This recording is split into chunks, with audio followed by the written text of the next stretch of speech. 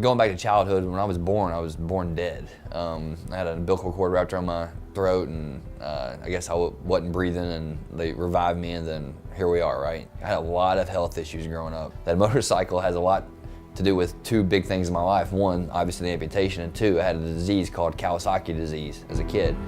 So had some heart issues and some other stuff, so I was a late bloomer. I come into high school, I was 5 foot tall, 88 pounds.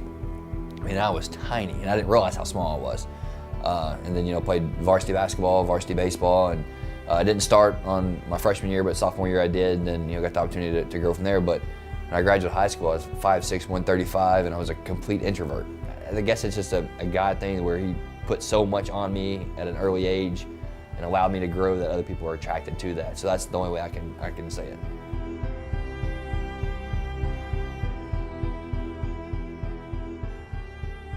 I had a motorcycle wreck in July 8th of 2010. I didn't have the amputation until December 7th of 2010. So you had 6 months there that you've been battling this leg injury, and the choice to have the amputation was made by me. It wasn't the doctor said you have to lose your leg. So put that into perspective, right? So it comes down to, and it was an easy choice. And I know that comes across as very callous, but like you could ask my mom, the conversation I had with her after choosing to have the amputation, it was just like, hey mom, it's just an aesthetic difference. I'm going to be perfectly fine. I'm going to get back to life. The only difference is I will aesthetically look different than other people. He's got a lot of perseverance, and it seems like the bigger mountain you put in front of him, the faster he climbs it. So that's, it says a lot. For me, Shea, what I've always been impressed with Shea is his mental toughness. It doesn't matter if it's something as leisurely as golf or whether it's having his fight here or just work. He's never down and out. You're never going to beat him.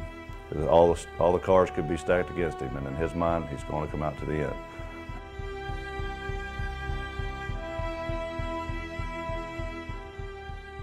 Others view it as adversity, and I don't. I never have. I viewed it as, all right, here's an opportunity to grow. So, and where I take that is it's social conditioning. You look at everything that we're influenced in life is from a media standpoint, or this is what's wrong, this is what's right, this is what's cool, this is what's not cool, this is what's pretty, this is what's not pretty, this is what makes somebody disabled, this is what not makes somebody disabled. So in technical terms, I have a prosthetic leg, I am disabled. But people who have piss poor attitudes, to me, are the ones that are truly disabled. He's here, 5:30 on the dot every day, working out, and not only that, but training multiple times a day, especially, going through what he went through as far as, his leg in that situation, and still being able to come back, and not only that, but get in the cage and actually fight, I think is unbelievable. A couple times where I get frustrated at small things that are going on in my life, I'm like, maybe I should just quit doing stuff, and I look at what he's doing, I'm like, man, this is like really superficial compared. So it just makes me want to try harder and do things. Even with his leg being amputated, he still goes hard. So I'm looking at myself like, okay, so what's your excuse for not getting out of bed today and getting in the gym, and making it happen, or pushing yourself through the workout, Just because you think you might have something that's holding you back, it might not be the thing that's holding you back. It might be the thing that's pushing you to keep going.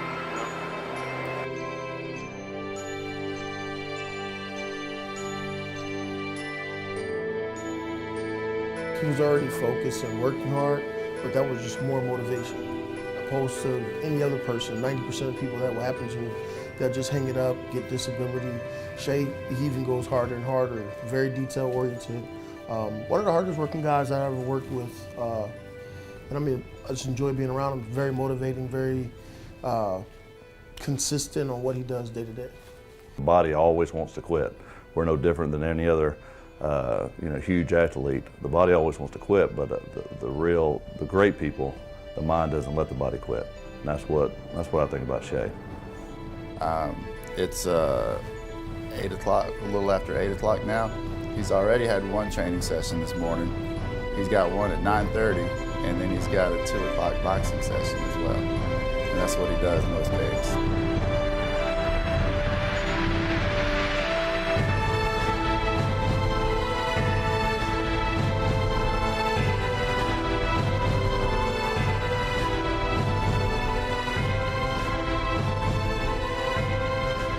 I know my calling, I know why I'm here, I know what I'm supposed to do and my purpose. And that is so just peaceful. Where other people are chasing, hey God, why am I here? What am I supposed to be doing? This, that. Yeah, I still have those daily conversations, but hey, what am I supposed to do with this? How do you want to use me? How can I be used for your glory? How can I be used to influence others, whether it be religious or whether it be personal, professional, whatever else? How can I be a benefit to that? And that's just from having to endure so much for 35 years that, you talk about the destiny, I know that I'm here to help influence others in a positive manner and break the status quo of what social norms are. And I mean, I think we're doing that, right? Social norms are not people with prosthetic legs stepping in the cage to fight. Going through that mental anguish and the strength that it takes to do that and come out as positive, and to use it as a springboard is what great people do. Between 5 and 4.5 years ago, I actually was part of a softball team with a bunch of guys that I played golf with, and they said they had a new player to bring to the softball team, and we were like, oh, that's awesome. Can he play? That's the first thing you want to know because we want to win. And then he shows up and he's got a his amputee leg, and I was thinking like, how does this work? And they're like, no, you just need to check this out. So Shea gets up there. We have a practice. And starting off, Shea's hitting home runs. He gets up there and he starts blasting balls, and then I'm like, okay, that's huge. He's like, hitting harder than anybody else. And then he hits a ground ball and he runs to first base, and I'm pretty sure that he ran to first base faster than I can run to first base. Determined, absolutely determined. There's sometimes I work with people and I read people for a living. So when you're looking at Shea and I look into his eyes and I talk to him about whether it's jiu-jitsu, about whether it's his fight, or whether about business, or anytime that we've had to talk about anything, I knew that Shea knew he was going to win whatever he was whatever he was up against, whether it was against me in golf or against this joker he's about to fight this weekend. But Shea's a determined individual. He's extremely talented and been an inspiration to me for sure.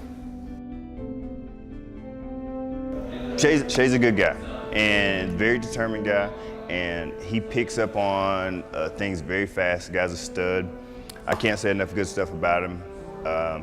I like his personality and his willingness to be humble and come and learn. Most people that come in and they want to feel like they are the alpha and they want to just run things, but Shea, swallowed his pride.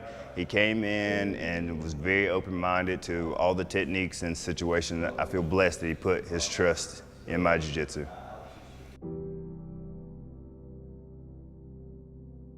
So actually, he is, I guess, the person that brought me back to faith. I grew up as a Christian and had a strong church background because of my parents. And I had kind of strayed from that, after college and being in Atlanta, I guess, hanging out and partying. And so he's actually the person that I would attribute to bringing me back to faith. And now we both have a very strong faith. That's one of our things. We go to church together every Sunday. And yeah, that's huge. I mean, it's funny, that's what I look for in a guy, for sure.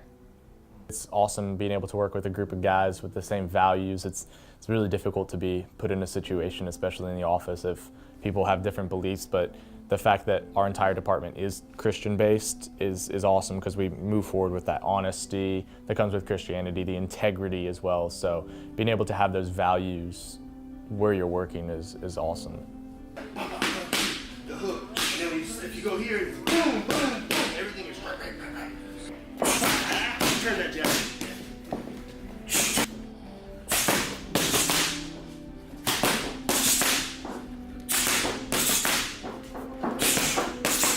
Not everybody loves what they do. I absolutely love lighting and love what we do and love the whole concept of taking something from paper to a finished product and just seeing what you've helped collaborate on with a designer to bring a vision to life, to articulate what they're, in their mind, they're trying to express, and then obviously, do it on the financial side of it for a business owner fairly. What I love about Shea as a leader is, so he sets a workplace of high expectations. He has high expectations for himself, and he puts that onto us too.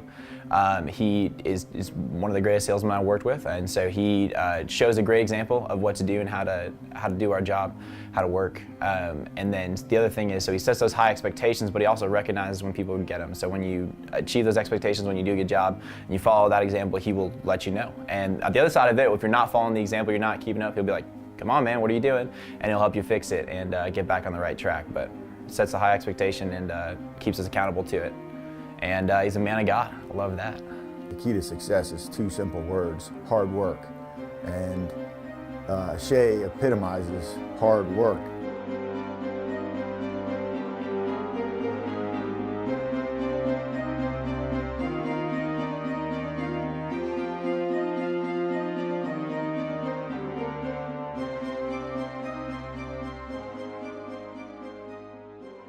Shea sets an example that we all think, this is tough.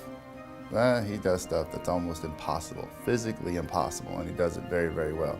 He also does that in his career. He also does that in his spiritual life. He also does that in his relationships. It's a good example to have somebody like that explain that logic and that mindset and that determination, so you can possibly apply it in your life in whatever facet later on. Having Shea on board is really, it's been exciting for me. It's a whole new business. We started a whole new business. And then, then we redid our office and started another business, and the art business. We're going to sell some art, I think. And that came about because of this thing. We got a whole invention that we're taking off. So, when you are willing to take chances, and it doesn't come, without trial and tribulation. I mean, not everybody's on board when you make a big change and make an announcement within a company that, hey, you're going to be doing something different. Not everybody jumps on board right away. And change is challenging, but with change, look what happened, man. Bing, bing, bing. All these other opportunities show up. And then that doesn't even talk about this fighting opportunity. What a fun journey it's been to train with Shea for, gosh, I don't know, 4 months.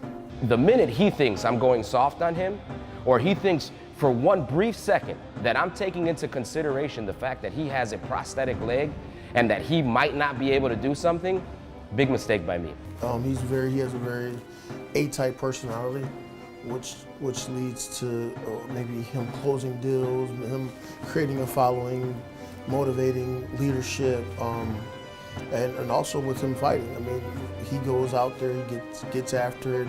I know there's a lot of the guys that works out with him in the morning. Just by him going out is inspiring to get those guys to follow behind him. He creates a following. So I mean, just him having that A-type personality, being an alpha male, having a powerful, not so much powerful, but demeanor about him that you know that this guy's a leader. He's means business for sure. The takeaway is, wow, it's an event that no other lighting agent, no other customer, no other vendor is doing, inviting their customers to come to a mixed martial arts event and then sharing it with friends and family and everybody else, to where that helps us market our company, helps me market my brand as well, and then get out there to the masses on a one-night scale. Now then the follow-up, obviously, from the salespeople whose customers are coming to the event, they get to now go talk to them and follow up on it and have conversation about it, and then it helps build that relationship. And so there's a madness behind everything, or method to the madness behind everything.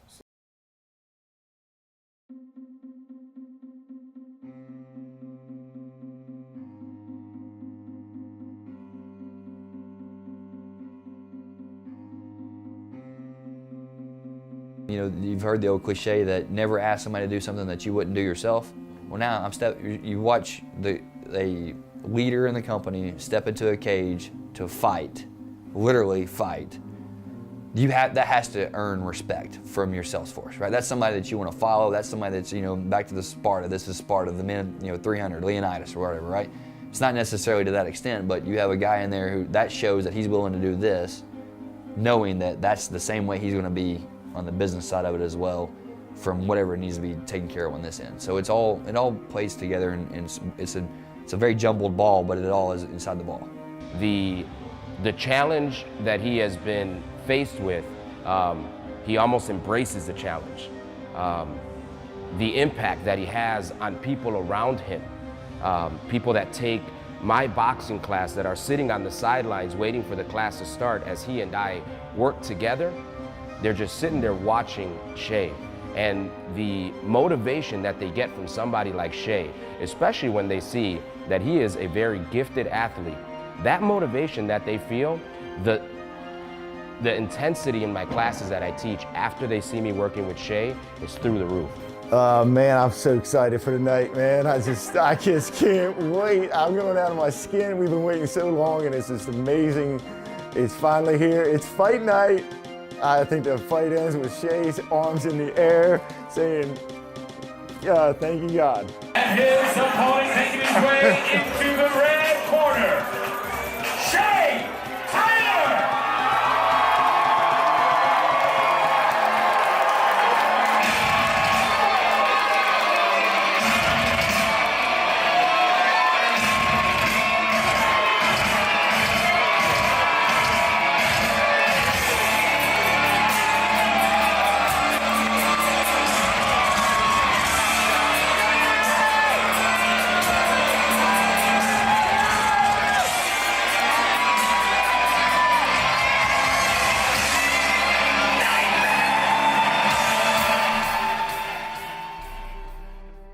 You know, I use the word fear. Fear is a motivator for me internally. So, you know, the fear of failure doesn't motivate me.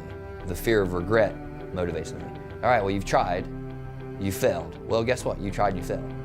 Well, now you didn't try, you didn't fail, but you also, 5 years down the road, are gonna look back and say, God, I wish I'd have done that. That fear of regret 5 years down the road moves me much more than the fear of stepping in a cage and losing.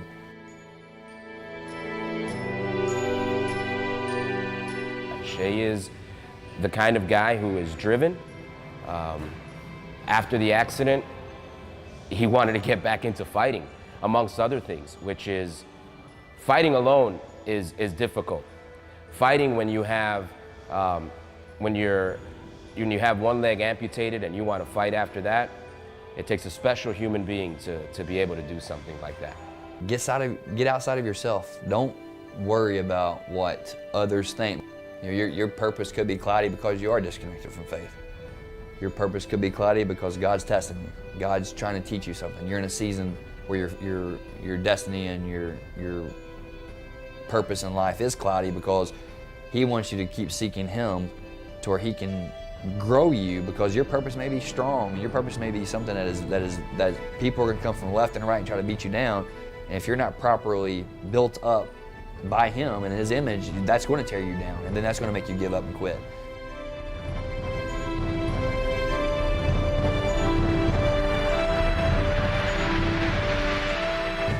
The main lesson that I've learned from him, and I think that I try to teach my children this, is that, you know, there's always going to be things that happen in life, no matter what.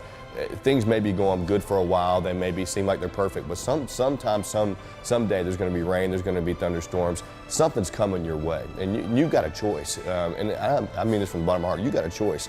You get hit, you can ball up, or you can step forward and say, I'm going to take this head on, and I'm going to make the very best of it. And that's one thing that I've learned from him. No matter if we're working takedowns and I'm able to take him down, or he's able to take me down, no matter what, I know Shea has taken this lump and he said, I'm going to move forward. So I know that in my life, when these things happen to me, I can look at him and say, hey, he was able to deal with this, so I'm going to take whatever comes at me, and I'm going to head it face on, go at it, and I'm going to make the best of it. It says in 1 Corinthians, in part of a bigger point, that do you not know that all runners run a race, but only one receives a prize? So run that you might obtain it. And that's what Shea does. So, I mean, everyone's out here dealing with the same crap. I mean, he's been handed a little bit of a harder one that makes it a little bit harder to run, but he hasn't let us stop him. He's running that he might obtain that prize at work, in his faith, and with his fighting. If you're faced with any dilemmas in your life, and you feel as if this dilemma is holding you back, take a look at Shea. Take a look at Shea Taylor. He's done it. I know it was a very traumatic part of his life, but he's done it. He's moved forward. And I know Shea will tell you this, as I will tell you. If Shea can do it, you can do it. Don't give up, keep pushing forward, keep throwing punches, and keep on fighting. A word or a phrase that describes Shea would be determination, willpower, drive.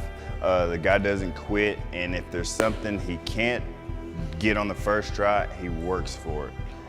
Determined and kind-hearted.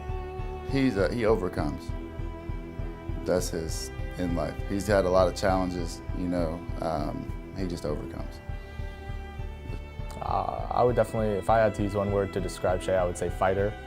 It's exactly what he is. He fights through any obstacle that's in his life and will continue to fight through anything life puts in front of him. I think that just describes like how much of an effort he puts toward everything. It's always with strength. Like he always puts forth everything with like all he has. He doesn't just shy off with stuff. He always puts forth his best effort with all that he does, I think, so. I think he has a great calling ahead of him. I don't think he's done a lot of amazing things, but I don't think he's done the best yet. I think that's definitely to come when he's able to share his story and help motivate others, because he's definitely motivated me in my life. He may not know that as much. I wouldn't give him that credit to him face to face, but I think he's got big things to come.